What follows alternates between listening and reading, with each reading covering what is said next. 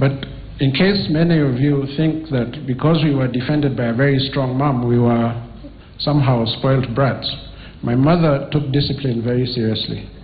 Very, very seriously. Discipline and strong Christian values. I remember being caned